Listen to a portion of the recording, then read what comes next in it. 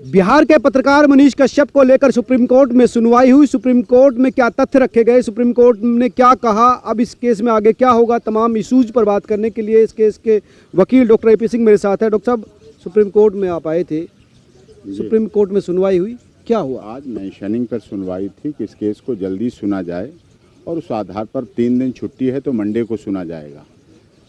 विषय ये महत्वपूर्ण है कि ड्यूरिंग पेंडेंसी पिटीशन यहाँ मनीष कश्यप की फाइल है। मनीष कश्यप कोई आतंकवादी नहीं, देशद्रोही नहीं, कहीं कुछ उसका गलत नहीं, कोई इन्वॉल्वमेंट नहीं, कोई पाकिस्तान चाइना से उसका संबंध नहीं। वो देश का एक सुलझा हुआ, कानून में विश्वास करने वाला, देशभक्त, भारत माता के संघर्ष के लिए जय के साथ संघर्ष करने वाला देश का पत्रकार है, बिहार का रहने वाला है, लॉ अबाइडिंग सिटीजन है। जैसे ही उन्हें पता चला कि कोई केस हम पर हुआ है, तुरंत वो व्यक्ति सरेंडर हो गया जाके।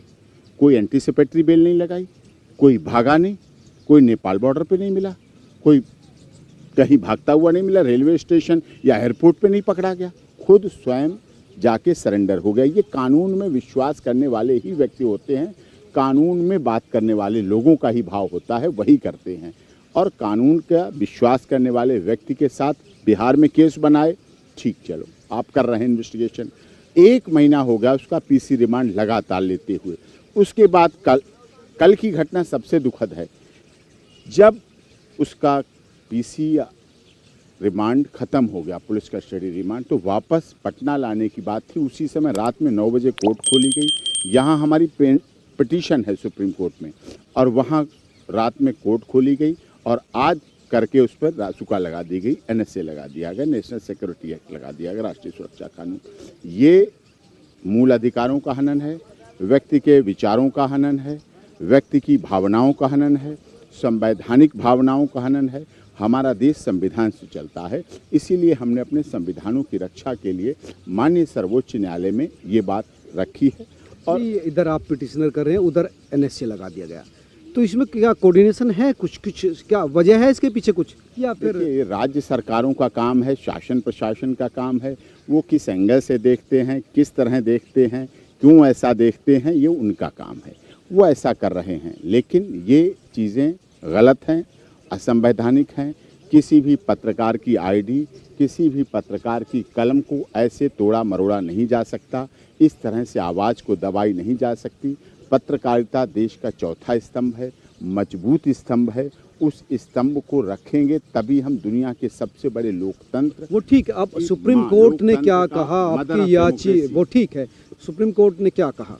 सुप्रीम कोर्ट ने 10 तारीख के लिए रखा है। इसमें उन्होंने कहा कि तमिलनाडु के वकील, बिहार के वकील ने साफ ये कहा कि वो तो कस्टडी में है। ये सब उन्होंने अपोज किया? अपोज तो वो क्या, उन्होंने फैक्ट रखे हैं कि कस्टडी में है। अच्छा। कस्टडी में है और कस्टडी में इस तरह से है तो उसको इंटरिम रिलीफ तो कोई दी नहीं जा सकती। बात है बेल की, बेल पर सुनवाई अब रासुका लगी है, नेशनल सिक्योरिटी एक्ट लगा है, उसके तहत भी देखा जाएगा, उसके द्वारा भी उस पर देखा जाएगा, तो आगे का उसमें बनेगा विषय, वो चीज़ें भी आएंगी। सुनवाई अगले सोमवार को, जैसे कोर्ट खुलेगा उसके बाद सुनवाई। हाँ, सोमवार को उसकी सुनवाई है। सोमवार में ये बात आएगी सामने, तो सामने रखी जाएगी बात कि ये होगी, इस तरह से कहा जाएगा। और लेकिन NSA जैसे लगाया तो इसका मतलब ये है कि सरकार इस पूरे मामले पर, आप यहाँ पर जमानत की बात कर रहे हैं, तो सरकार या पुलिस या जो इस मामले जो पार्टी है वो इस पूरे मामले को जल्दी से रिलीफ देने के मूड में नहीं है। हाँ, सरकार नहीं चाहती है कि रिलीफ की जाए, सरकार नहीं चाहती है कि इसको इस तरह से रिलीज किया जाए, सरकार बिल्कुल नहीं चाहती है। सरकार के 2 राज्यों की बात है, बिहार सरकार नहीं चाहती है, चाहना चाहिए।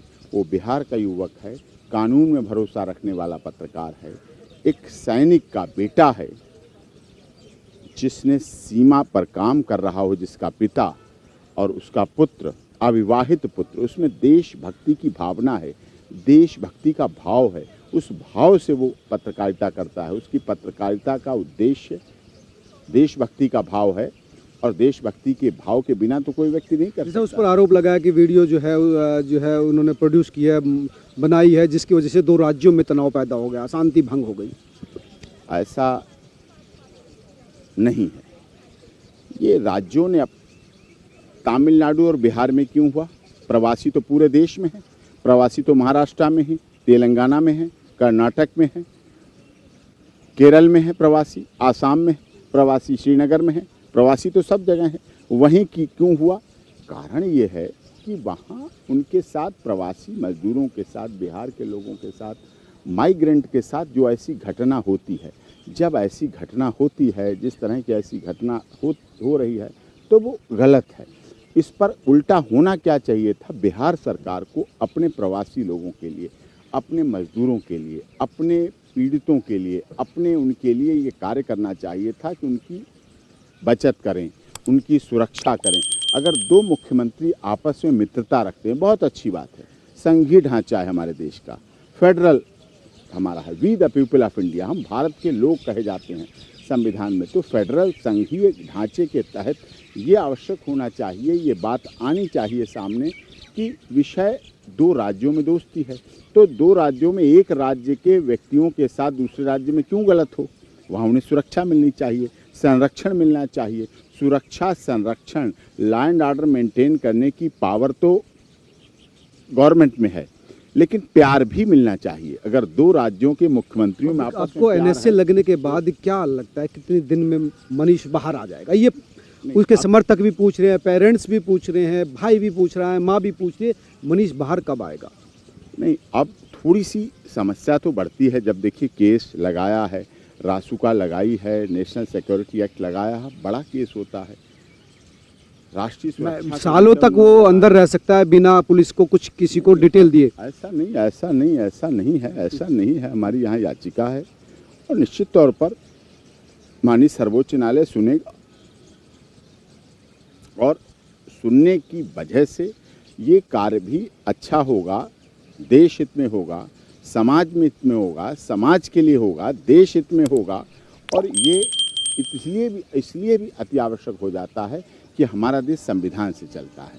हम लोग, पूरा देश 150 करोड़ लोगों का देश है, संवैधानिक व्यवस्था पर चलते हैं। हम लोग माननीय सर्वोच्च न्यायालय पर विश्वास करते हैं। हर व्यक्ति, गरीब, दलित, शोषित, पीड़ित, मजदूर, मजलूम, एक छोटे तबके का व्यक्ति हो या राजा हो, राजा की संतान हो या चपरासी की संतान हो, सब लोग इस देश में एक संघीय ढांचे के तहत चलते हैं और उन पर विश्वास करते हैं कि उसके माध्यम से ये प्रोसीडिंग हो, उसके माध्यम से कार्रवाई हो, और उसके माध्यम से हो जिसके द्वारा ऐसा आगे हो सके और ये व्यवस्था चल सके, जिससे कि व्यवस्था आगे बन सके पूरी। और संवैधानिक ढांचे में वो पूरी तरह से निर्दोष है, राजनीतिक उसके कारण से उसे फंसाया गया, और निश्चित तौर पर उसके साथ न्याय होगा। परेशानी आएंगी, परेशानी आई हैं, परेशानियां, लेकिन केस लगता है कि लंबा चलेगा। हाँ, टाइम लगेगा, इसमें टाइम लगेगा थोड़ा। जब सरकार लगाती है रासुका किसी व्यक्ति को अपने देश के नागरिक, सरकार सफल होती दिख रही है, आप कह रहे हैं? नहीं, सरकार तो सरकार होती है, सफल क्यों नहीं होती है? सरकार तो सरकार होती है, राज्य के मुखिया होते हैं, राज्य के लॉ एंड ऑर्डर बनाने की, व्यवस्था करने की जिम्मेदारी उनकी होती है, उनकी जिम्मेदारी होती, तो वो क्यों नहीं करेंगे? वो निश्चित तौर पर करेंगे। वो ये बात रहेगी, ये चीज़ें चलेंगी, आगे होंगी, इससे कि निश्चित तौर पर मनीष कश्यप, उनके समर्थक, उनके परिवार, देखिए वो एक ऐसा युवक है जिसमें देशभक्ति की भावना है, जिसने विवाह नहीं किया, जो कि लिखता है मनीष कश्यप सन ऑफ बिहार। क्या प्यार है उसका, अपना प्यार है, माता पिता का प्यार। तो क्या लगता है कि सोमवार को कुछ राहत आपको मिलेगी? नहीं, अभी देखते हैं सोमवार को क्या होता है। सोमवार को सुनवाई होगी, सोमवार को कहाँ मैटर जाएगा, क्या है, सोमवार के लिए देखते हैं उसमें क्या किस चीज़ें की। उधर से जवाब आएगा, उधर से काउंटर आएगा, स्टेट ऑफ बिहार भी देगा, यूनियन ऑफ इंडिया भी देगी, और तमिलनाडु सरकार भी देगी, अपने जवाब देंगे, फाइल करेंगे, उसके बाद देखेंगे प्रोसेस में क्या है। लेकिन फिर भी थोड़ी डगर कठिन है, डगर तो कठिन है, क्योंकि सरकार के खिलाफ मामला ये बना है। उसकी सिर्फ यही गलती जीवन में हुई कि उसने कहा कि हम बिहार सरकार को गिरा देंगे, गिरा सकते हैं, हम नहीं मुख्यमंत्री नहीं बनने देंगे, हाँ, कि हम मुख्यमंत्री तेजस्वी यादव को नहीं बनने, ये उचित नहीं था।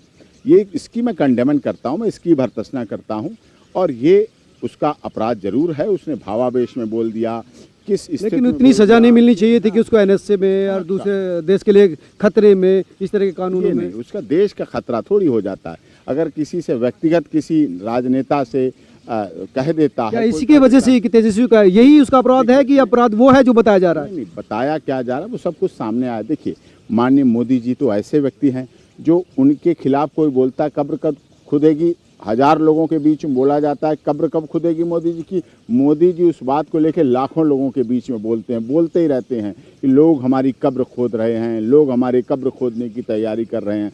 लेकिन देश उन्हें प्यार करता है, देश चाहता है, देश उनके लिए कुर्बान होता है। तो देश का नेता हो या प्रदेश का नेता हो, उसे इतना सहन शक्ति बढ़ानी पड़ती है। अब लोग केजरीवाल के लिए क्या कह देते हैं, मनीष सिसोदिया के लिए क्या कह देते हैं, मोदी जी के लिए क्या कह देते हैं, तमाम बातें होती हैं, योगी जी के लिए क्या क्या कह देते नहीं, हैं। राजनीति में इतनी फ्रीडम तो होनी चाहिए। कल एक समाचार चैनल पर बैन लगा था, उसको हटा दिया, बोला आलोचना की पत्रकारिता को जरूरत है, आलोचना तो करनी पड़ेगी। कानून इस देश की रखवाली के लिए सुप्रीम कोर्ट है। सरकारें एनएसए लगा दें, सरकारें कुछ भी कर ले, लेकिन कानून की सुरक्षा के लिए इस देश में सुप्रीम कोर्ट है, जहां पर तमाम लोग आए हैं। 10 तारीख मिली है, 10 तारीख को क्या होगा जरूर देखा जाना चाहिए। हालांकि आज कोर्ट ने तारीखी दी है, कहा कि 10 तारीख यानी अब छुट्टी है, छुट्टी के तुरंत बाद इस मामले को सुना जाएगा, तब तक मनीष अंदर ही रहेगा। आप तमाम लोग क्या सोचते हैं जरूर बताएं। नमस्कार।